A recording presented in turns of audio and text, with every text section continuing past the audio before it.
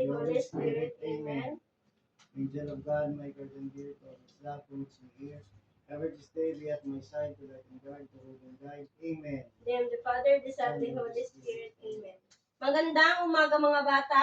Magandang umaga din po, ma'am. Bago kayo maupo, ayusin muna ninyo ang upuan at pulutin ang kalat sa ilalim ng upuan. May liban ba sa klase ngayon? Wala po, ma'am. Mabuti naman kung gano'n. Bago tayo magsimula sa aralin natin, sa layunin sa pagtatapos ng aralin, ang mag-aaral ay inaasahan na magpakita ng interes sa mga tao at maging sa kanilang kultura at pinagmulan.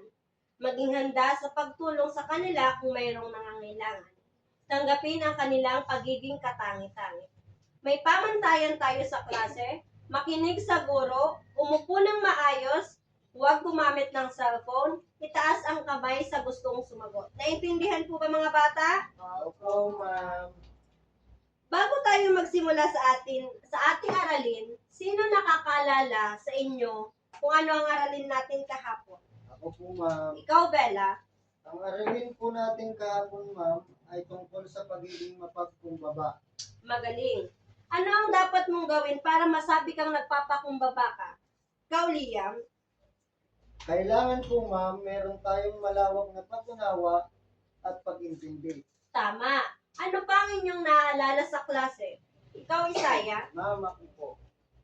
Ma'am, ang aking pong natatandaan ay kayang umamin sa kasalanang nagawa at huwag mataas ang tingin sa sarili. Mahusay.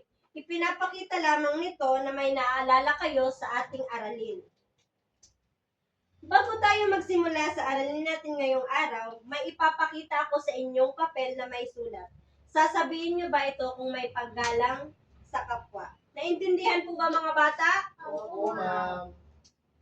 Dito sa unang nakasulat, pakibasa nga, Trisha. Huwag pagtawanan ang iba, lalong-lalo na mga nagmula sa pagkatay dito. May paggalang ba ang iyong binasa? Magaling. Kahit saang pangkat pa yan galing, wag na wag ninyong pagtatawanan. Ito namang isang nakasulat, pakibasa, Claire. Di mo na Maging palakaibigan, huwag husgan ang iba batay sa panlabas na anyo. Salamat. May paggalang ba ang iyong binasa? Opo, ma'am. Magaling. Huwag tayong basta-bastang manghusga tao batay sa kanilang panlabas na anyo. Sa huling pangungusap, sino maaaring makapagbasa? Ikaw, Tonet. Mataas ang tingin sa sarili at hindi marunong rumispeto. Bakit nasabi mong wala itong paggalang? Kasi po, ma'am, hindi dapat maging mapagmataas sa kapwa at kailangan palaging may respeto. Magaling. Kailangan palagi tayong nagpapakumbaba sa kapwa natin. Naintindihan po ba mga bata? Opo, ma'am. Lahat kayo ay magagaling na. Ang paggalang o respeto ay maayos na pagtrato ay mabuting pakikitungo sa kapwa. Ito ang pagtratong nais ring gawin o ibigay sa iyo. Naintindihan po ba mga bata? Opo, ma'am. Bago tayo magsimula sa ating aralin, hahatiin ko kayo sa 4 na pangkat. Ididikit ninyo sa Manila paper ang tamang sagot sa mga nakasulat at ipapaliwanag nyo ito kung bakit. Ito ang pamantayan sa gawain ng pangkatan. Sa maayos na pagkakapaliwanag, may 5 puntos. Sa kooperasyon naman ay 3 puntos at pakikilahok 2 puntos. 10 puntos ang mataas na makakakuha ng grupo kung nasunod ang lahat ng pamantayan sa pagsagot. Maliwanag po ba mga bata? Opo, ma'am. Maliwanag po. Magbilang kayo sa 4 na pangkat. Ngayon, pumunta na kayo sa kanilang mga pangkat. Bibigyan ko lamang kayo ng 5 minuto para sagutan ang inyong mga gawain.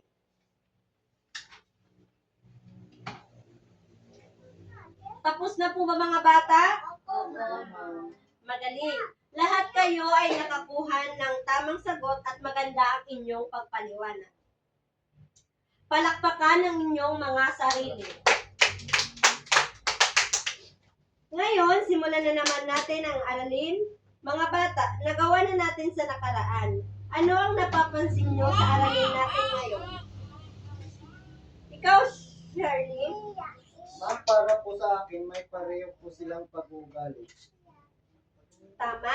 Palakpakan natin si Shirley. Woohoo!